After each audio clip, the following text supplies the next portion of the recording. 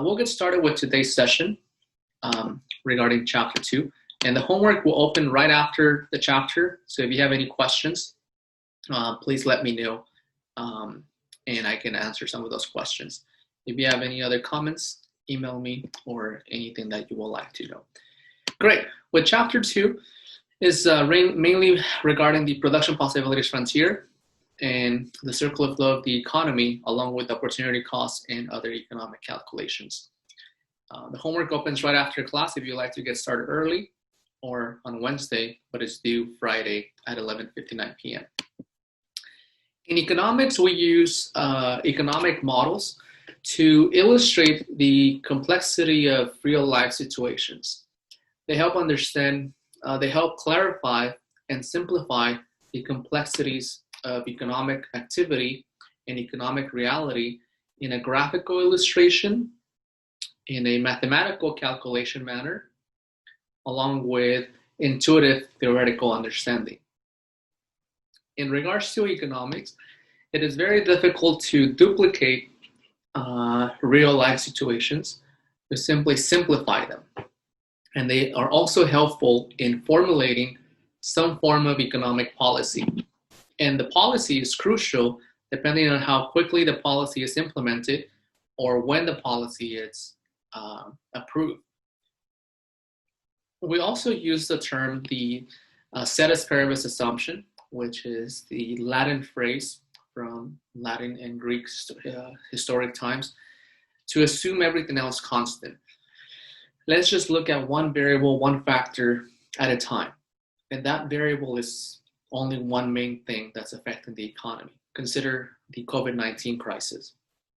The COVID-19 was one thing that affected 2020's economic activity. So let's consider how it's going to affect the economy and formulate economic policy that can help stimulate the economy depending on the variable that is changing. We're going to use the production possibilities frontier model, which is the first simple economic model that helps illustrate the economic activity and the trade-offs that a simple economy faces when producing two goods. And think about those two goods, such as capital goods and consumer goods. What are those two goods? Well, capital goods is like computers, it's like a technology, infrastructure, or any consumer goods like clothing, food, amenities, or roses. Those two goods are going to be used. Capital goods and consumer goods. Any capital good and any consumer goods.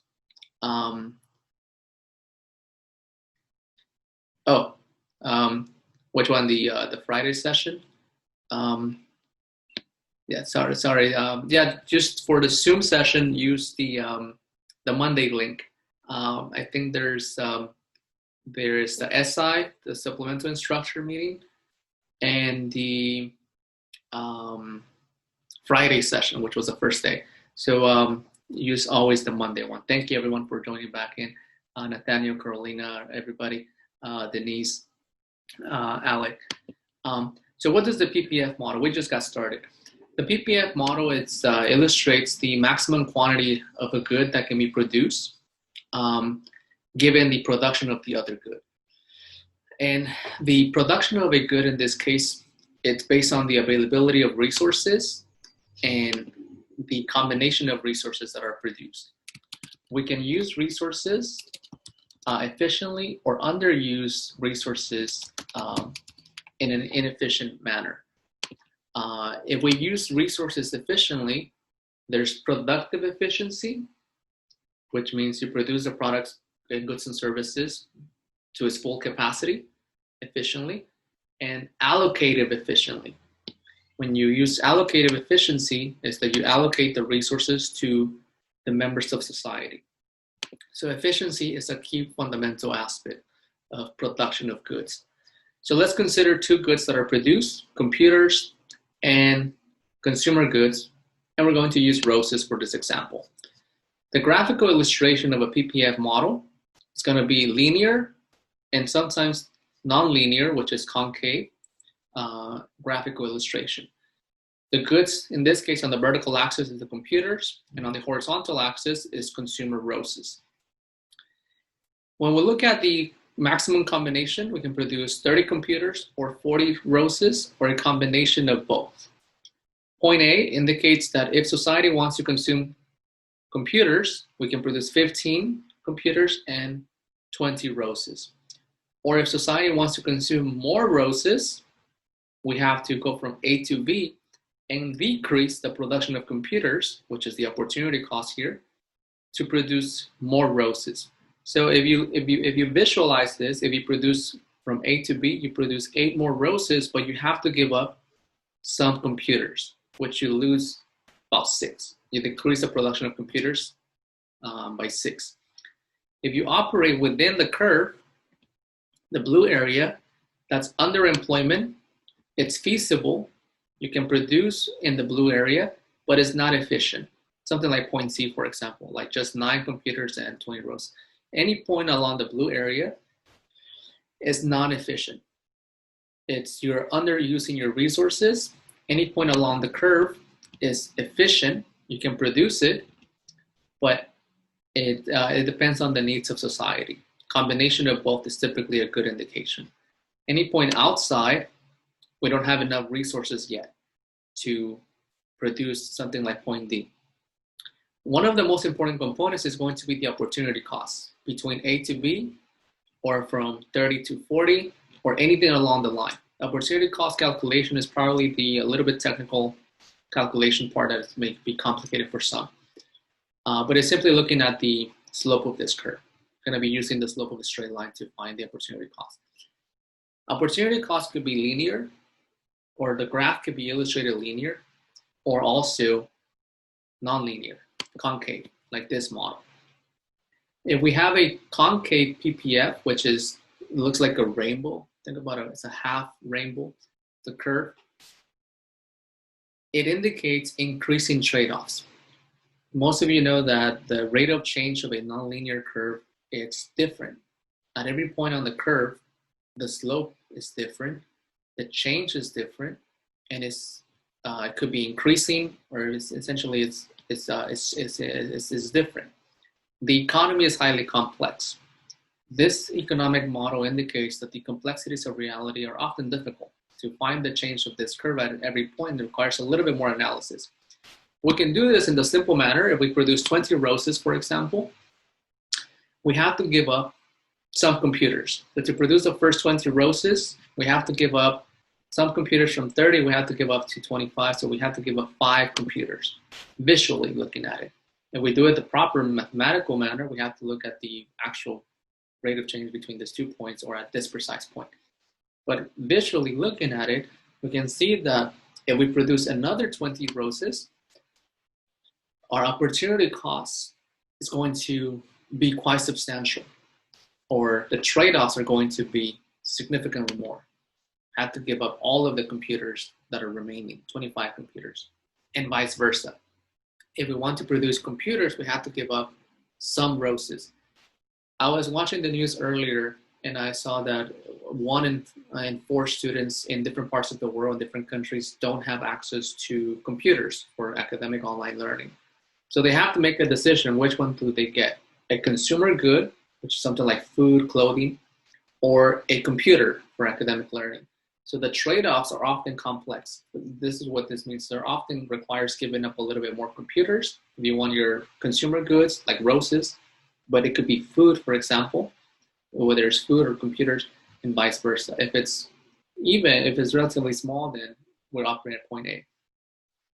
Within the PPF model, we can also see a concept of economic growth.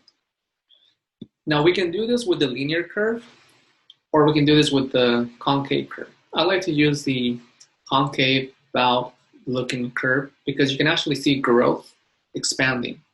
And economic growth is the economy's growing ability to produce more goods and services over a period of time. And growth is experienced by most countries, but not every economy experiences growth. And economic growth means that the expansion generates a new PPF, a new set of opportunities. The curve shifts out.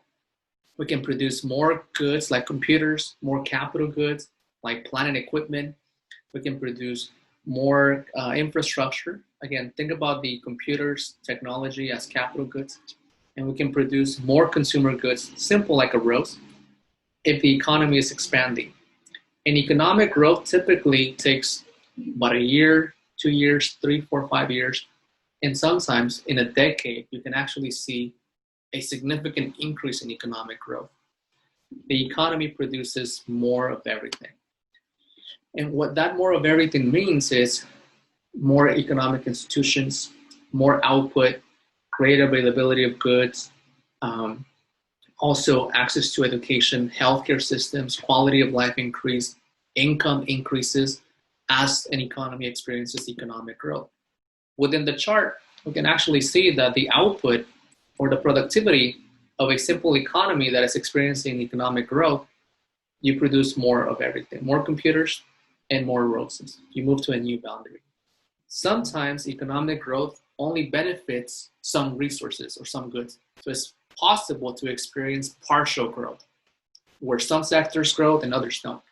And some countries find themselves in that situation, where they have really good developed communities that are heavily advanced, heavily developed, modern, but then you go to other areas and like, what happened here? Some partial growth. It's possible. Now, we're going to analyze the US production capabilities with our simple linear curve for simplicity and for some calculations that we're going to do. It's a lot friendlier to the eye, and we can calculate the production capabilities of the US with our downward sloping linear curve. The US can produce 30 computers and 40 roses. Again, think about roses, any consumer good, like clothing, food, necessities. And computers, think about it as technology, capital, plant, equipment, but we're using just computers. And if the US decides to produce everything domestically on its own, it can meet the needs of its citizens based on their needs and not trade with any other country. This is absolute production in domestic borders. So let's say the US doesn't want to trade and wants to be self-sufficient and self-productive, since it does have resources, technology, labor, skill set, infrastructure, and so on. Without trading with anybody else, it can produce both a combination of computers and a combination of roses or consumer goods. Now, the idea here is that we need to look at the opportunity cost. What is the cost of operations? If the US decides to produce under what is called self-sufficiency and produce domestic policy, it may have to incur significant costs. You can produce it, but it's going to be at a high cost. So we need to analyze that cost. Graphically, in a business manner, you have to estimate the cost of production and so on. But within the graph, we can look at the cost of roses. If we produce 16 roses, how many computers were given up? 12, right? Just by looking at it, it's very simple. 12, it's 30 minus 18, you give up 12 computers, negative 12, to increase the production of roses. So it's 12 over 16, that's 3/4. So it's 30 to 18, that's, you decrease your production of computers by 12, and you produce 16 roses. 12 over 16, that's 3/4. Regardless as to what points we take, it will always be 3/4. It's constant. What if we want to do the opposite? What if we want to look at, what if we produce computers? Then we have to inverse the axis and look at the opposite. If we go from 18 to 30, we have to decrease production of 16 roses. We can also do it if we really want to find the cost of production. So what we're doing is looking at the opportunity cost.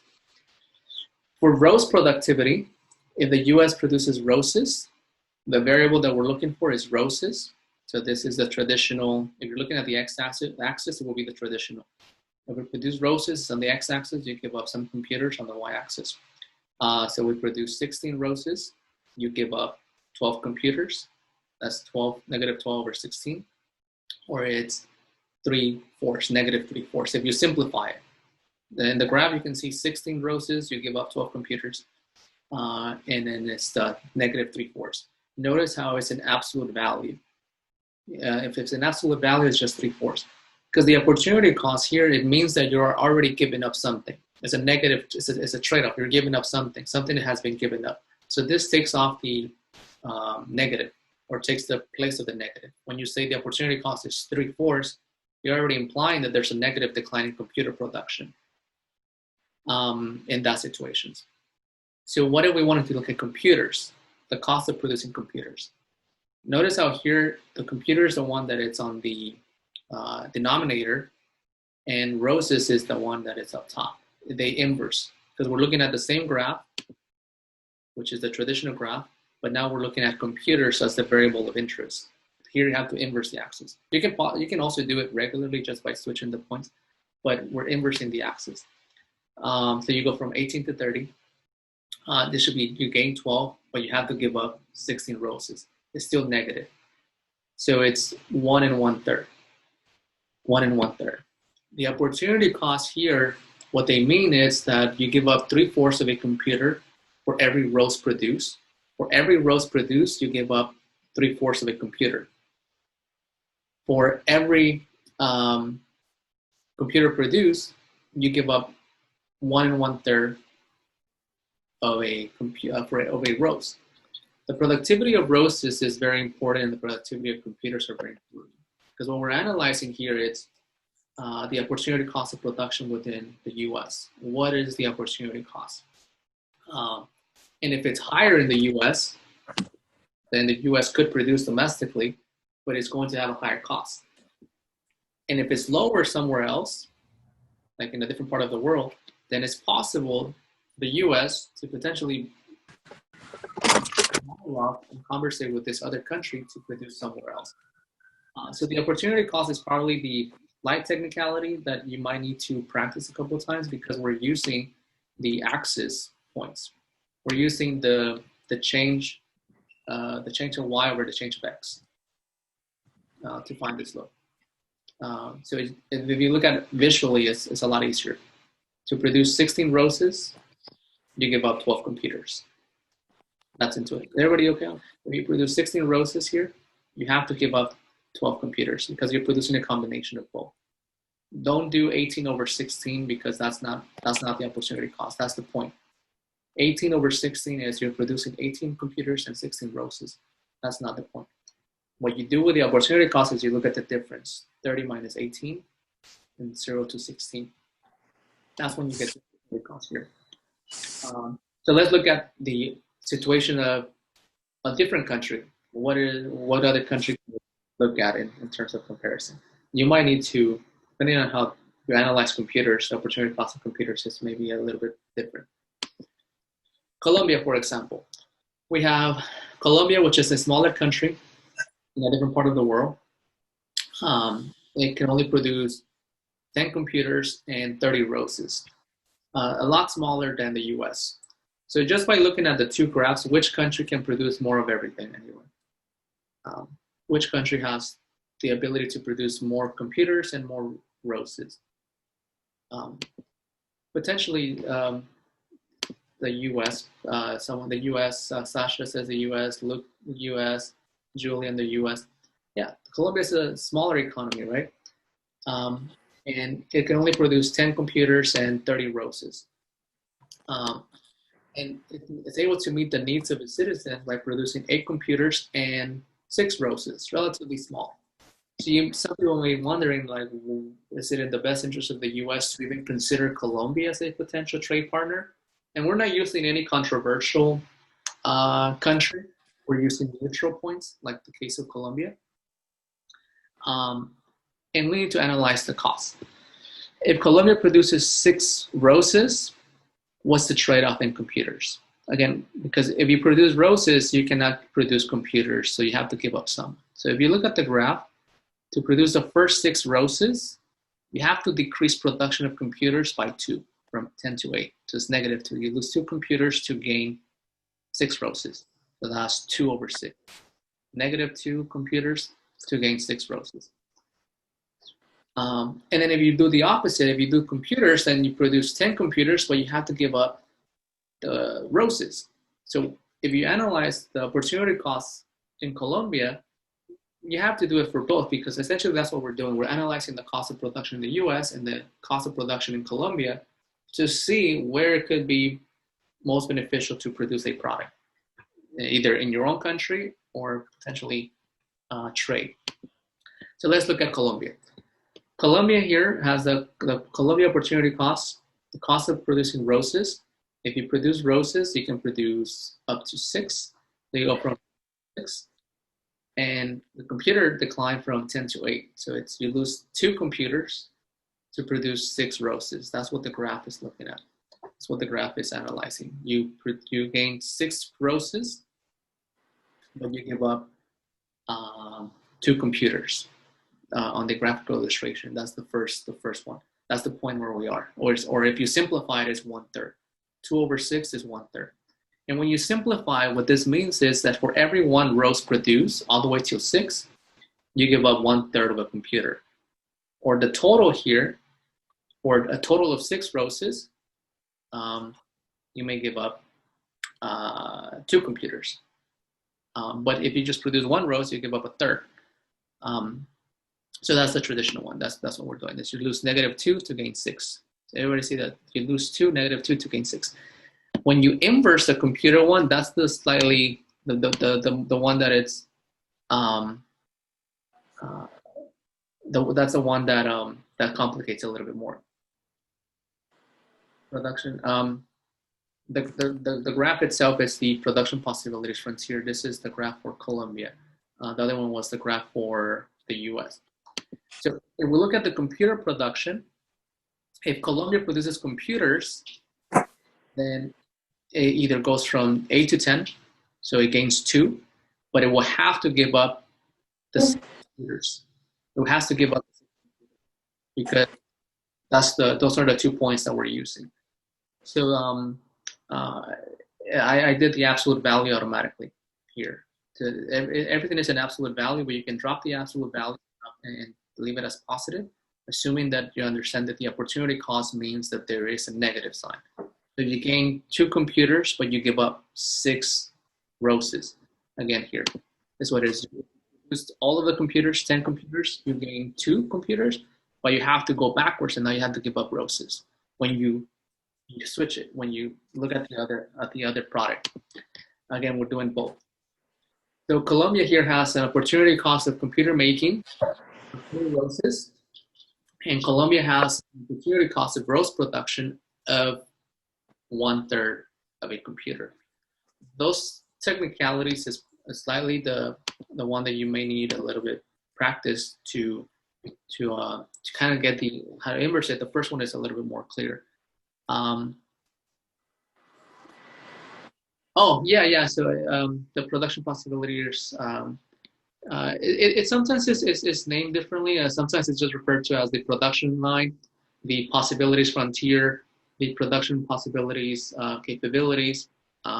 In this case, different textbooks may name it differently. The production possibilities model, PPF, but it's essentially the same analysis.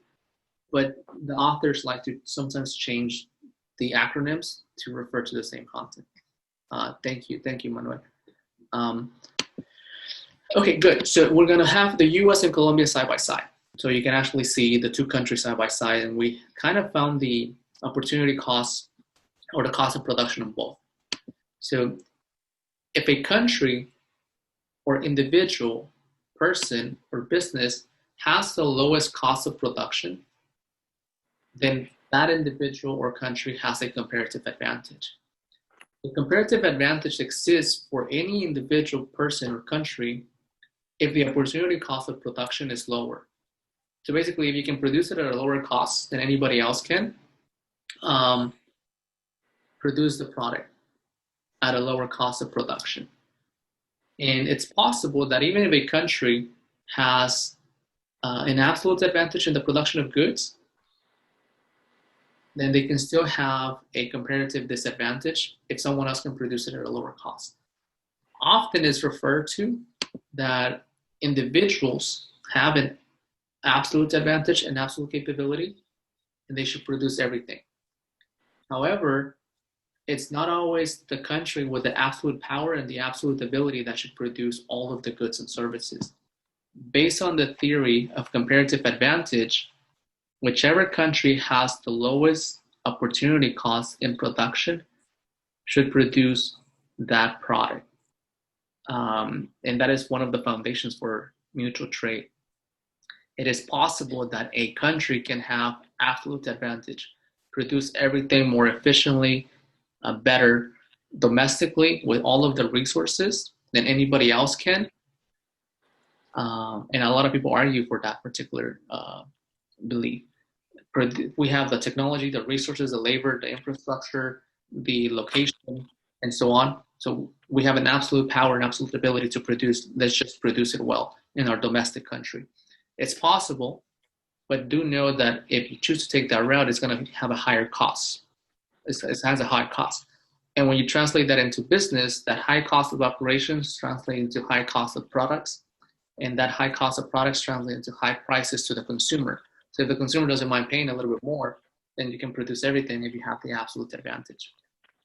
However, the theory of comparative advantage is specifying that, hold on a second, we have a low cost of production, produce it abroad, somewhere else in a different country, and then trade with each other. Look at that situation. The US and Colombia. Suppose they decide to potentially consider trade, given their cost of operation. The US, if it's self-sufficient, it will produce everything domestically. If Colombia decides to produce everything domestically, it can meet the needs of its citizens and not trade with the US. So just by looking at this model, which country has an absolute advantage in everything? What? One of them? Para todo, para usted, ¿no? Which country has an absolute advantage in the production of everything? The US. The US has an absolute advantage in the production of all of the goods and services, in this case, which are computers and roses. It can produce more computers and more roses than Colombia. And if you notice, Colombia, it's really small. The US can produce 3 times as much computers and a little bit more roses. So why would the US even consider trading with Colombia if it may not be its advantage? Because of comparative reasons. It's possible that Colombia may have a low cost. And that's why we needed to calculate the opportunity cost of production in the previous slides. So the question for the class here, you can actually see right away that the US has an absolute advantage, can produce more products than Colombia. And in real life, it is possible that the US can produce hundreds of goods more within its domestic economy than probably a lot of other countries. But you still see that the US does still engage in trade because of the cost capabilities or the cost theoretical implication. So the question now comes as to which country has the lower cost in the production of roses, Colombia or the US? Or let me put it in this perspective. Which country has the lowest opportunity cost slope? I'd say Colombia because it can produce roses without having to sacrifice as many computers. Right. That's exactly. I love it how you phrased it. That's without the sacrificing a lot of computers, Colombia can produce roses, right? So it's 10 over 30, which is 1/3. Colombia has the lowest cost, and then if you look at the US, it can produce 40, but they have to give up a lot more computers. So they have to 3 over 40. That's 3/4. So Colombia has a lower cost in roses, even though the US has an absolute advantage in both products. So Colombia here will specialize in rose production, and the US inversely will produce computers for both.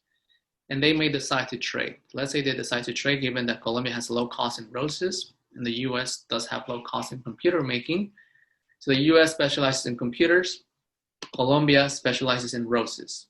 Here, they produce 30 roses and the US 30 computers. Now, what they're going to trade with each other is really going to be dependent on the terms of trade. But do note that they're not going to want to trade anything less than what they can produce on their own. So let's say the US keeps 20 out of the 30 computers, which is more than they were producing domestically. And the remaining 10 are going to be traded to Colombia in exchange for roses. But the US is going to want to demand more roses than what they produce on their own, then and Colombia is going to be willing to give them 20. So the US is going to gain computers and is going to gain roses a little bit more, probably not as much, just a little bit more. And Colombia is going to be better off with computers and better off with roses just by looking at their costs. These slight gains, as little as they may be, there are gains from trade for both countries because now the US can devote its resources to highly skilled, highly applied, highly needed, technological driven products than, for example, the cultivation of roses, which can be produced in Colombia. And then Colombia can just import computers. The gains from trade could be beneficial for both countries. Any questions, comments, thoughts on this analysis?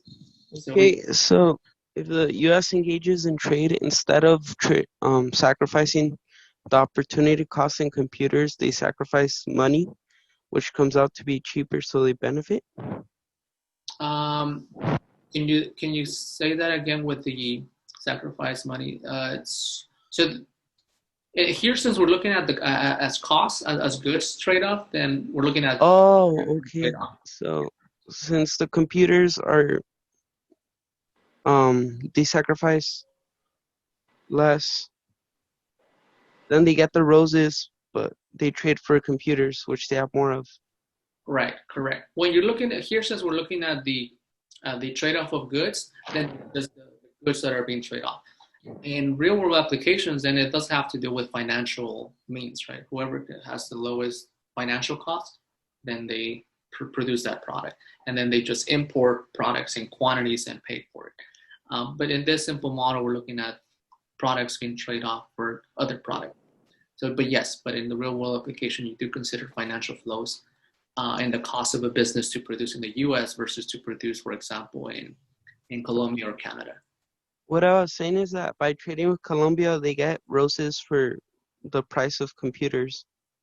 Yes. So yeah, because you're trading roses in exchange for computers. So here it's what is it? It's 2 to 1, or 1 to 2. The U.S. gets 20 roses in exchange for 10 computers, or for every 2 roses they get, they provide 1 computer. Did that answer your question? Yeah. Okay. I get it. Got it. Sounds good. Okay. Now, the U.S. is important to note, as mentioned, that it does have absolute power in a lot of products and a lot of goods, and is often perceived as this absolute advantage gives the ability of the U.S. to produce a lot of goods and just start producing domestically. However, the theory and the application of comparative advantage is actually what determines gains from trade, not absolute. Sometimes products can be produced within a domestic country's border. It may be possible to produce it somewhere else. And a great example of that product is our clothing. A lot of our clothing, if you recall, for example, American Apparel, American Eagle, those are New Balance. Those are American-based companies that still produce domestically some of their products. But the vast majority of it is produced somewhere else in a different part of the world at a lower production cost. And the U.S. now is able to use the resources into other particular conditions. So comparative costs, not absolute ability, is what determines potential gains of trade. In often cases, most people see that, no, the U.S. should produce everything because it has the ability. It can, it could, but it could have a higher cost in production, in business, in application, and also in the price of the actual good at the retail level to some extent. So if you can produce it at a lower cost somewhere else in China, Bangladesh, or other location in India, then you can import it and still offer the product at a competitive, fair price, low price to the consumer. So there you can still find arguments against it. So Colombia has a lower cost advantage. Every time you hear comparative advantage, it's low cost. In roses, the US has a low cost in the production of computers and an advantage in absolute terms and comparative terms in computer production when it comes to this analysis of trade. When we're looking at the importance of trade, people argue in favor, people argue against, and some people find arguments against trade heavily because there are some resources that are depleted and some jobs are lost when companies move to a different part of the world with lower cost of operations. But it's argued that if there's gains, the gains may offset the higher costs or the losses. There's gains in terms of relations, political ties, inflow of goods, cost advantage, and also the mobility of between those countries as well.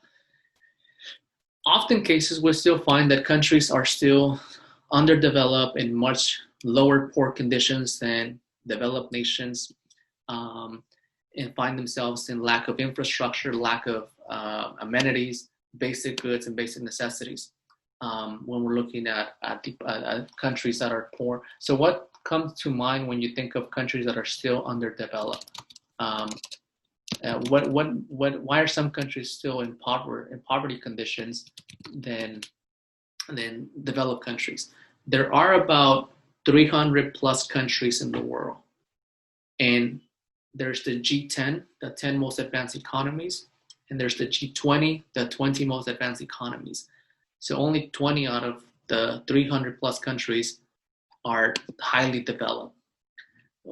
There's a combination of pillars, and some of those pillars include, if you can think of some, please let me know.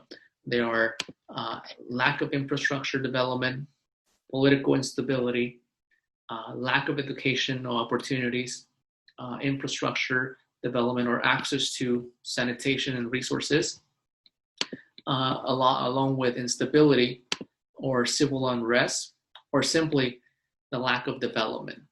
I mentioned earlier that economic growth is experienced by different parts of the world at different rates, and some countries don't develop as fast as they should for various reasons, even though they may have resources. We still see that a lot of our clothing is produced somewhere else. There's Jonathan mentioned overpopulation. Yes, overpopulation and an uneducated population level is also crucial. And we see that countries that have those particular lack of infrastructure, overpopulation, lack of technology, instability, have low productivity in major industries. So they have geography. Priscilla mentioned geography. Yes, geography is often pretty crucial. Sometimes it's very difficult to grow certain things depending on where the country is located, or sometimes it's heavily abundant in resources or entrepreneurship ability. If you are in a country that has a dictatorship or communist perspectives, they don't let the free enterprise system create employment since it's nationalized. So there's several things that come to mind as to why countries underdevelop. And it doesn't benefit the country at large. It only benefits some individuals within that country. If we look at the clothing industry, this chart only analyzes several countries in comparison to the US. Some of them mentioned here are Bangladesh and India, Costa Rica, South Korea, and their income per capita. The income per capita, you'll see that in Costa Rica, even though it's an ongoing developing country, is not less developed, but it's ongoing. You'll still find some parts in Costa Rica that are beautiful, some parts that are really in developing stages. But the income per capita in Costa Rica is about $5,000 per individual per capita. In the US, it's about 45. So meaning that anyone in class, when you reach your industry potential or when you graduate college, most of you will be earning $45,000, $50,000, $60,000, or $80,000 or more. So you will probably have a salary that is 3 to 4 times greater than someone in Costa Rica in comparison terms. The purchasing power is different. The purchasing ability of the currency is different because the US does have a lot of expensive stuff. So when you travel sometimes to like a Latin American country or different part of the world, your dollars buy a lot more, and so on. So it's a very interesting analysis. In historical times, it used to be that our trading system will be in the form of barter, when you will go directly and exchange goods and services for other products. And it was true in the US. You still find places in different parts of the world where this may still be happening, although at different rates and in different magnitudes. If you can think of a country that still has the barter system in place, please write in the chat or let me know. But I only think of one, and that's in the remote areas of the Andes. When you go to Machu Picchu, you find small villages and towns where people are still bartering and trading eggs for milk and milk for bread and eggs for meat and so on.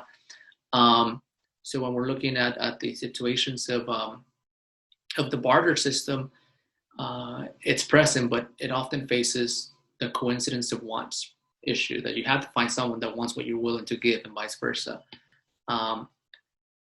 So this was resolved typically with the financial creation of the financial structure, the currency, where we as households participate in the economy. The firms are someone mentioned the enterprise structure. The geography that was mentioned here by Priscilla determines what factors are available within the country, and combination of educated households, educational consumers, factor markets, the enterprise system. We provide goods and services for consumers, and we create this flow of monetary and goods transactions. So the households participate in the factors market. And in the factors market, we go as providers of a service, and all of us are part of a household, whether it's as head of the household, part of the household, and so on. And in the factors market, we can actually find resources, capital, minerals, the labor market, which all of us participate, and the firms employed from the factors market, and convert a particular service or a resource into a good and sell it in the goods and services market to the households, and the channel continues. And all of this is facilitated through financial means, financial capital, financial spending, currency. With the barter system, this will be really complicated because everybody will have an issue finding what they want in different markets. So money is spent by households. This money goes to the firms as revenue and profit. The firms take this revenue and profit and pay as wages. This revenue and profit goes back to the factors market as wages to the households, as purchasing items to buy resources, minerals, and other products. And that translates back to the household, whether it's in the form of wages or some form of economic returns. And the cycle continues on and on. So there was a question earlier, what's in the factors market? How do firms use their profit and buy resources here? And how would the firms pay in the factors market and somehow go to as wages to the households? Well, the factors market has two markets within its own. The labor market, so as a household, getting your degree, you will go into the factors market and enter the labor market. That's within the factors market. Notice that it's an S. There's several markets here. And as a member of the labor market, you're going to be hired by a firm. It's going to pay you a wage. You're going to take it back as income. In the factors market, you also have the resource market, the mineral market, and the infrastructure market, where the firm uses the profit they get to acquire those resources. And if people work in those markets, they pay the households. So the factors market is crucial because this is the distinction between the income disparity. If the firms own a lot within the factors market, they get higher returns. This is a capital-based system. If households have a heavy participation in the factors market, they get highly compensated. So the factors market determines the incomes distribution among the members of society and the factors of production allocation to some extent, not all of it. But this is how we can differentiate income distribution. If the firms own private resources or natural resources, then they take a lot of that in profit. People are heavily critical about it.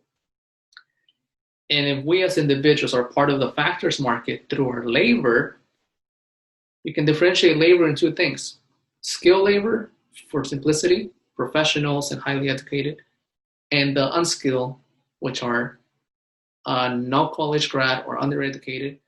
So by nature or by market implication, those with higher college degrees or higher professions are going to have higher income. So their income increases there than those that do not. So there's a natural division of labor and division of income. Whoever owns the private resources, that's a different story. People argue as to if that's fair or it's not fair. From an economic standpoint, sometimes individual choices create a natural income disparity. If you choose to go to college and earn a high income, and versus your friend that may not choose to go to college and may not do as well. Sometimes people that don't go to college do well. It really depends. But the factors market is crucial. How we benefit from the factors market.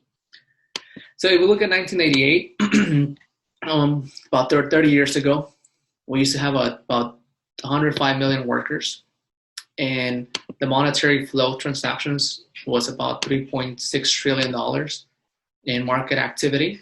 That generated economic profits to the firms. The factor availability increased over time, and that generated income to the households in different proportions. But the monetary flows are always split between households, factors market, the firms, the goods market. And then you have central government. The central government is right in the center. That's why it's the government, the central government. The government taxes households for the income and wages they take. The government should regulate the firms and tax the firms as well for income and profit taxes. It should control some markets and buy goods and services as well. How it controls the factor market is really on regulation, the access of resources. And over time, as the greater the flow of transactions, the greater the economic activity. So let's take a look at the modern time, 2013. Economic activity always increases. And if you increase your economic ability, your skill sets, your professional attainments, and so on, notice how the income compensation now is in the trillions of dollars. Your income rises along with economic growth and economic ability. If your professional attainment stagnates and declines or doesn't occur, your income doesn't increase either. So in this case, the US economy is now at 17 trillion. By 2020, it's at 21 trillion. China became a major powerhouse in the mid-2000s and is catching up to the US relatively quickly by applying economic policies that are crucial. Our population has maintained really stable. Our workforce, notice that it went from 105 to 157, probably a little bit more.